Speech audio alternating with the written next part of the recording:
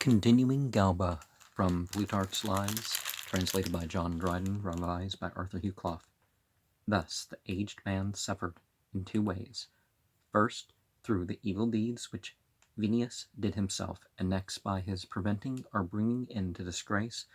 those just acts which he himself designed. Such was the punishment of Nero's adherents, when he destroyed the bad, amongst whom were Helius, Polycletus, Patinus, and Patrobius. The people mightily applauded the act, crying out, as they were dragged through the forum, that it was a goodly sight, grateful to the entities they considered divine themselves, adding, however, that the entities and men alike demanded justice on Tigellinus, the very tutor and prompter of all the tyranny. You are responsible for your influence. This good man, however, taken his measures beforehand in the shape of a present and a promise to Venius, Turpilianus could not be allowed to escape with life, although his one and only crime had been that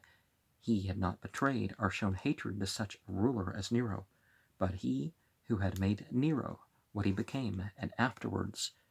deserted and betrayed him whom he had so corrupted, was allowed to survive as an instance that Venius could do anything, and an advertisement that those that had money to give him need despair of nothing. The people, however, were so possessed with the desire of seeing Tigellinus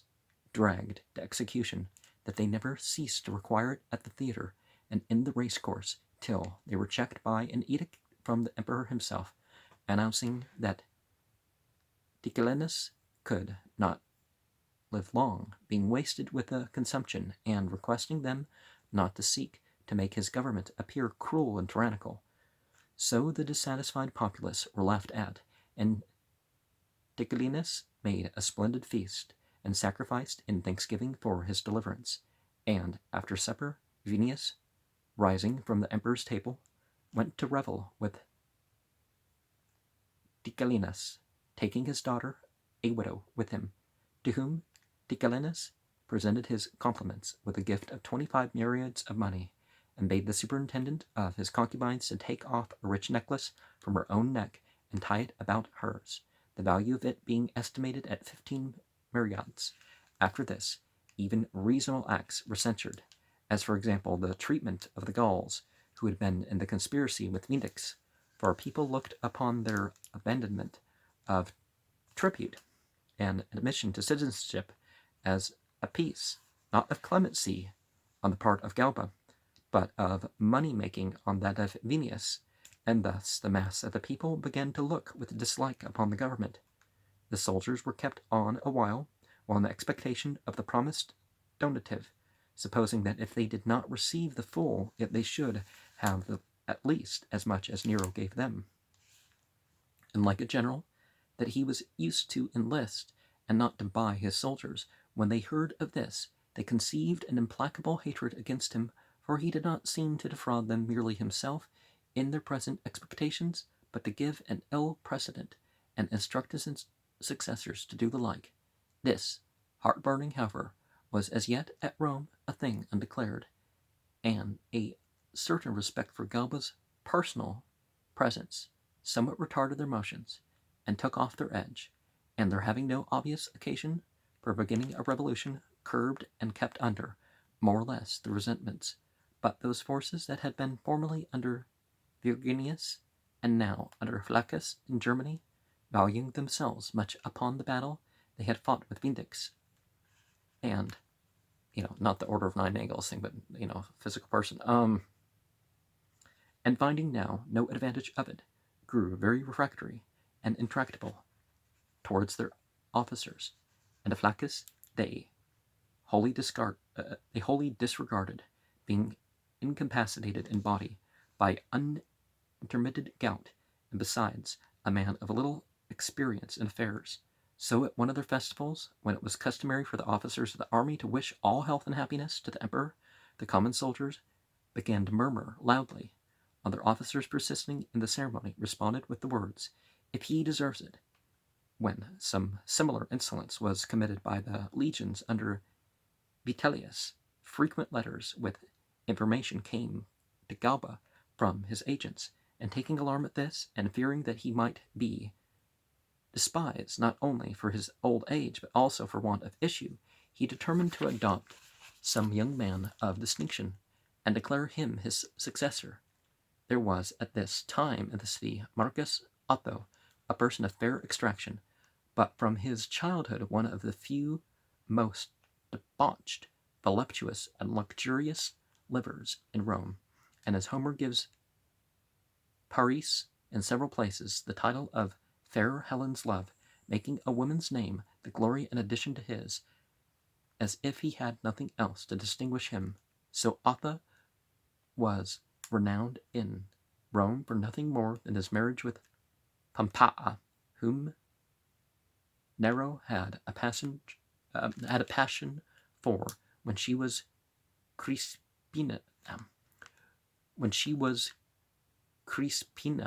wife. But being as yet respectful to his own wife and standing in awe of his mother, he engaged Otho underhand to solicit her, for Nero lived familiarly with Otho, whose prodigality won his favor, and he was well pleased when he took the freedom to jest upon him as mean and penurious. Thus, when Nero one day perfumed himself with some rich essence, and favored Otho with a sprinkle of it, he, entertaining Nero next day, ordered gold and silver pipes to disperse the like on a sudden freely like water throughout the room. As to Pompeia, he was beforehand with Nero, and first seducing her himself, then, with the hope of Nero's favor, he prevailed with her to part with her husband, and brought her to his own house as his wife, and was not content afterwards to have a share in her, but grudged to have Nero for a claimant. Pompeia herself, they say,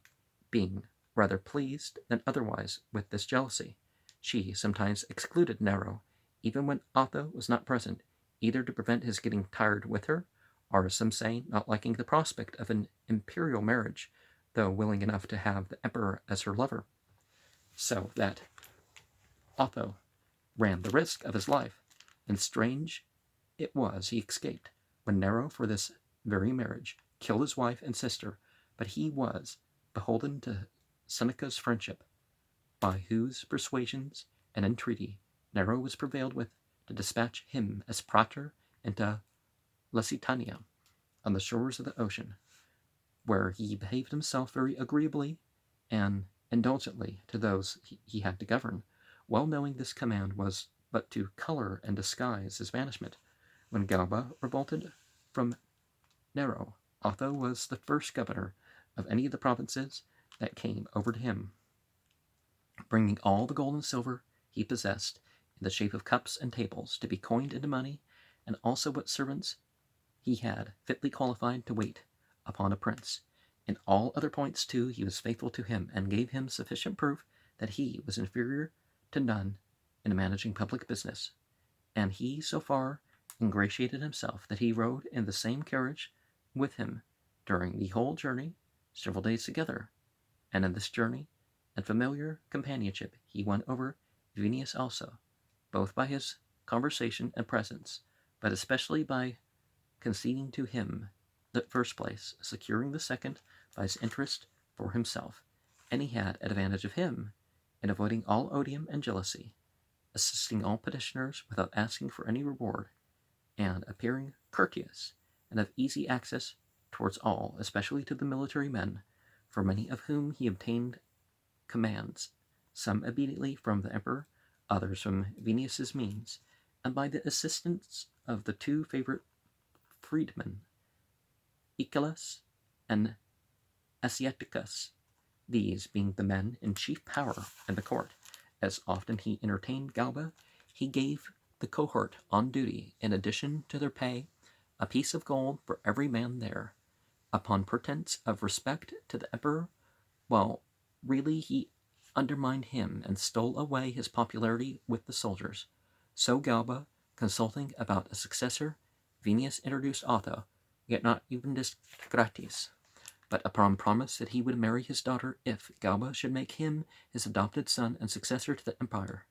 But Galba, in all his actions, showed clearly that he preferred the public good before his own private interests, not aiming so much to pleasure himself as to advantage the Romans by his selection. Indeed, he does not seem to have been so much as inclined to make a choice of Otho had it not been but to inherit his own private fortune, knowing that his extravagant and luxurious character, and that he was already plunged in debt 5,000 myriads deep. So he listened to Venus and made no reply, but mildly suspended his determination. Only he appointed himself consul, and Venus his colleague, and it was the general expectation that he would declare his successor at the beginning of the new year. And the soldiers desired nothing more than that Otho should be the person. But the forces in Germany broke out into their mutiny whilst he was yet deliberating and anticipated his design. All the soldiers in general felt much resentment against Galba for not having given them their expected largesse, but these troops made a pretense of a more particular concern. Then Verginius Rufus was cast off dishonorably, and that the Gauls who had fought with them were well rewarded, while those who had refused to take part with Vindex were punished, and Galba's thanks seemed all to be for him, to whose memory he had done honor after his death with public solemnities, as though he had been made emperor by his means only. Whilst these discourses passed openly throughout the army, on the first day of the first month of the year, the calends, as they call it, of January, Flaccus,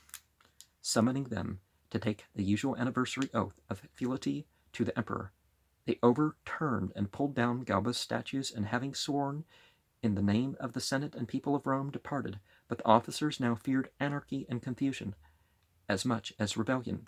and one of them came forward and said, "What will become of us, my fellow soldiers, if we neither set up another general nor retain the present one in command? It is useless to try to maintain Flaccus. Hardianius, who is but a mere shadow and image of Galba, but Vitellius, commander of the other Germany, it is 1 day's march distant, whose father was censor and thrice consul, and in a manner co-emperor with Claudius Caesar, and he himself has the best proof to show of his bounty and largeness of mind, and the poverty with which some reproach him. Him let us make choice of, that all may see we know how to choose an emperor better than either Spaniards or Lusitians, which motion, whilst some assented to, and others gainsaid, a certain standard-bearer slipped out and carried the news to Vitellius, who was entertaining much company by night. This, taking air, soon passed through the troops, and Fabius Valens, who commanded one legion, riding up next day with a large body of horse, saluted Vitellius emperor. He had hitherto seemed to decline it, professing a dread he had to undertake the weight of the government, but on this day, being fortified, they say, by wine and a plentiful noonday repast, he began to yield and submitted to take on him the title of Germanicus. They gave him, but desired to be excused as to that of Caesar, and immediately the army under Flaccus, also putting away their fine and popular oaths in the name of the Senate, swore obedience to Vitellius as emperor, to observe whatever he commanded. Thus Vitellius was publicly proclaimed emperor in Germany, which news coming to Galba's ear, he no longer deferred his adoption, yet knowing that some of his friends were using their interest for Dolabella, and the greatest number of them for Otho, neither of whom he approved of, on a sudden, without anyone's privity, he sent for Piso, the son of Crassus and Scribania, whom Nero slew, a young man in general of excellent disposition for virtue, but his most eminent qualities those of steadiness and austere gravity. And so he set out to go to the camp to declare him Caesar and successor to the empire. But at his very first going forth, many signs appeared in the heavens, and when he began to make a speech to the soldiers, partly extempore and partly reading it, the frequent claps of thunder and flashes of lightning and the violent storms of rain that burst on both the camp and the city were plain discoveries that the divine powers did not look with favor or satisfaction on this act of adoption that would come to no good result. The soldiers also showed symptoms of hidden discontent and wore sullen looks, no distribution of money being even now made to them. However, those that were present and observed Piso's countenance and the voice could not but feel admiration to see him so little overcome by so great a favor of the multitude, of which, at the same time, he seemed not at all insensible. Altho's aspect, on the other hand, did not fail to let many marks appear of his bitterness and anger at his disappointment, since to have been the first man thought of for it, and to have come to the very point of being chosen, and now to be put by, was in his feelings a sign of the displeasure and ill will of Galba towards him. This filled him with fears and apprehensions, and sent him home with a mind full of various passions,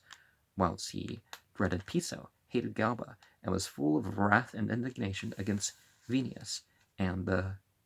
Chaldeans and soothsayers about him would not permit him to lay aside his hopes or quit his design, chiefly Ptolemaeus insisting much on a prediction he'd made, that Nero should not murder Otho, but he himself should die first, and Otho succeed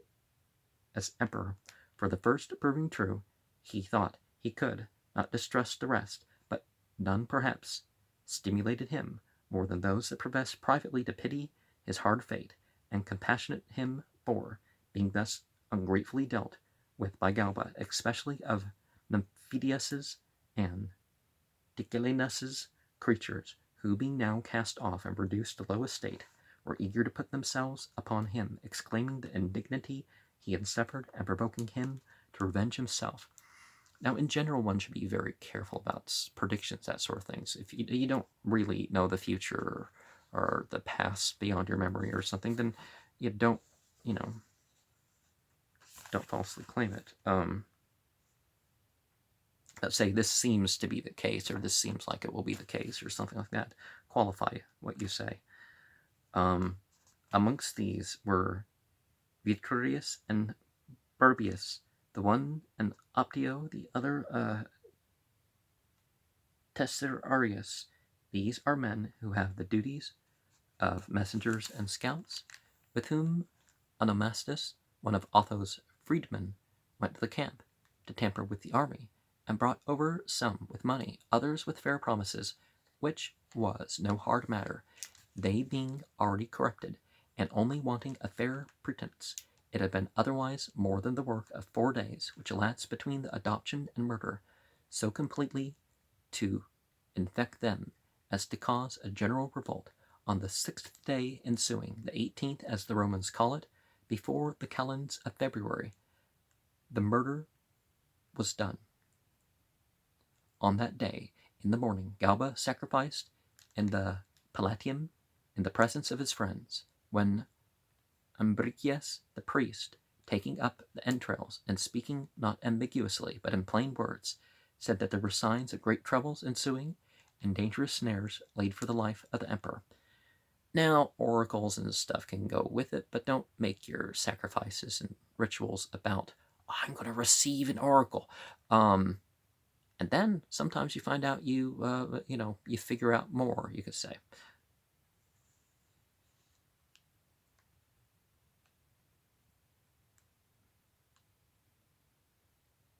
Thus, Otho had even been discovered by the finger of what was considered to be divine, being there just behind Galba, hearing all that was said, and seeing what was pointed out to them by Ambricius. His countenance changed to every color in his fear, and he was betraying no small discomposure when Onomastus, his freedman, came up and acquainted to him the master builders had come, and were waiting for him at home, Now that was the signal for Otho to meet the soldiers, pretending then that he had purchased an old house and was going to show the defects to those that had sold it to him. He departed, and passing through what is called Tiberius's house, he went on into the Forum, near the spot where a golden pillar stands, at which the several roads through Italy terminate. Here, it is related, no more than 23 received and saluted him emperor, so that although he was not in mind as in body enervated with soft living and effeminacy, being in his nature bold and fearless enough in danger, nevertheless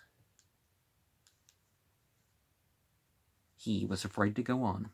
But the soldiers that were present would not suffer him to recede, but came with their swords drawn around his chair, commanding the bearers to take him up, whom he had hastened on, saying several times over to himself, I am a lost man. Several persons overheard the words who stood by wondering, rather than alarmed because of the small number that attempted such an enterprise. But as they marched on through the Forum, about as many more met him, and here and there 3 or 4 at a time joined in, thus returning toward the camp,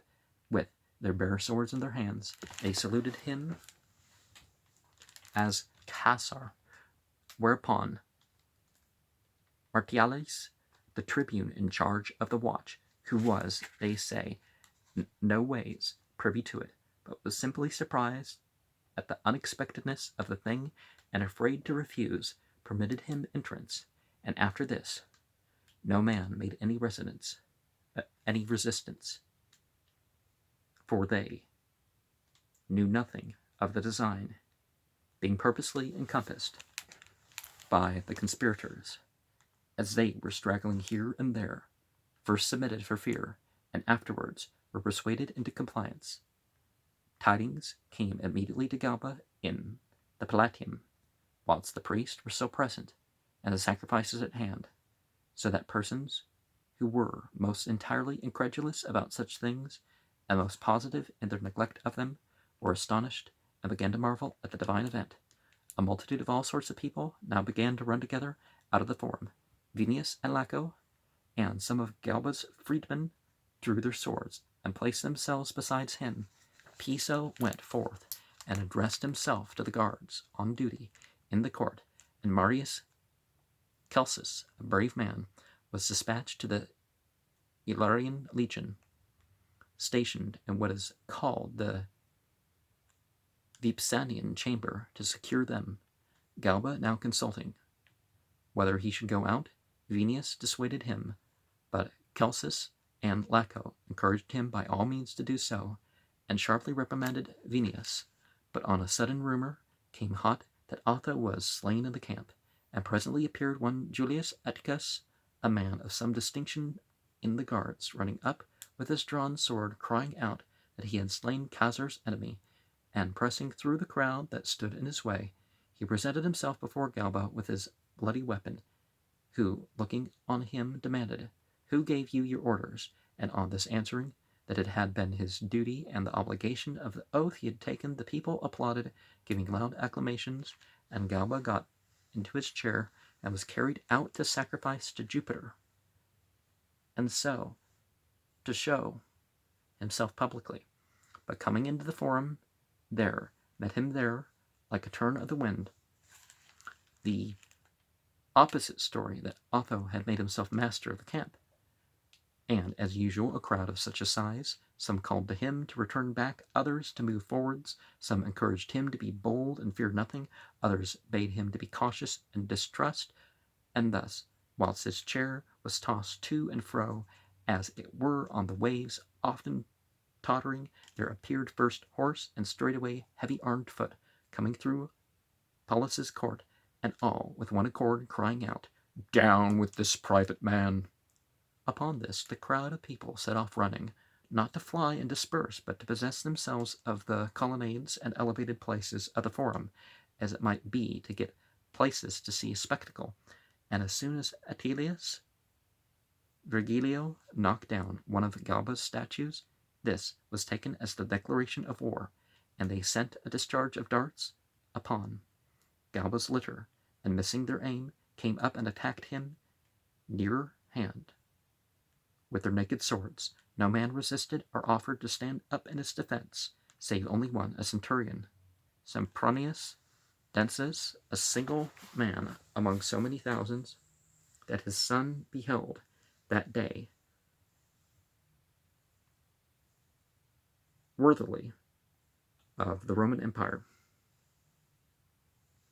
who, though he had never received any favor from Galba, yet out of bravery and allegiance endeavored to defend the litter. There's letter missing over there. Firstly, lifting up his switch of vine, with which the centurions correct the soldiers when disorderly, he called aloud to the aggressors, charging them not to touch their emperor. And when they came upon him hand to hand, he drew his sword and made a defense for a long time, until at last he was cut under the knees and brought to the ground. Galba's chair was upset at the spot called Lacus Curtius, where they ran up and struck at him as he lay in his corslet. He, however, offered his throat, bidding them strike if it be for the Romans' good. He received several wounds on his legs and arms, and at last was struck in the throat.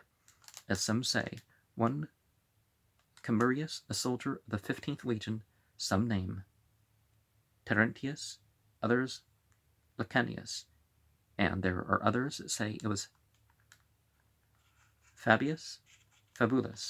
as it is reported, cut off the head and carried it away in the skirt of his coat, the baldness making it a difficult thing to take hold of. But those that were with him would not allow him to keep it covered up, but bade him let every one see the brave deed he had done, so that after a while he stuck upon the lance the head of the aged man that had been their grave and temperate ruler, their supreme priest and consul, and tossing it up in the air, ran like a bacchanal, twirling and flourishing with it, while the blood ran down the spear. When they brought the head to Otho, fellow soldiers, he cried out, "This is nothing unless you show me Piso's too," which was presented to him not long after. The young man, retreating upon a wound received, was pursued by one Murcus and slain at the temple of Vesta. Titus Venius was also dispatched, avowing himself to have been privy to the conspiracy against Galba by calling out that they were killing him contrary to Otho's pleasure. However, they cut off his head and Laco's too, and brought them to Otho, requesting a boon. And this dismembering and taking souvenirs or making a show or something, I'm not favoring that here. And if you can't trust your army, well, men that they killed this person or they didn't kill this person, or that they literally have to bring human body parts back to you to prove it, you have more problems than meets the eye, right? And so, as Archilochus says, when 6 or 7 lie breathless on the ground, to us eye, say thousands gave the wound. Now these little pans or panegyrics or or whatever, I guess, because there's different terms for these little pithy statements, right? How they sound in Greek or Latin, there could be further meaning or something, and they could sound better, trying to write a poem out of or rhymed prose or something from one language to the next is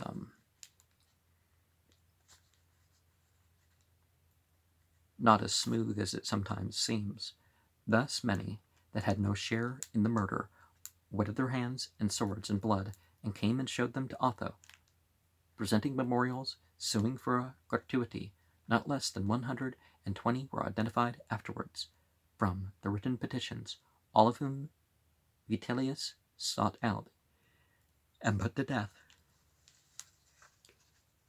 There came also into the camp Marius Celsus and was accused by many voices of encouraging the soldiers to assist Galba, and was demanded to death by the multitude. Otho had no desire for this, yet, fearing an absolute denial, he professed that he did not wish to take him off so soon, having many matters yet to learn from him, and so committed him safe to the custody of those he most confided in. Forthwith a senate was convened, and as if they were not the same men, or had other entities to swear by, they took that oath in Otho's name, which he himself had taken in Galba's, and had broken, and withal conferred on him the titles of Caesar and Augustus,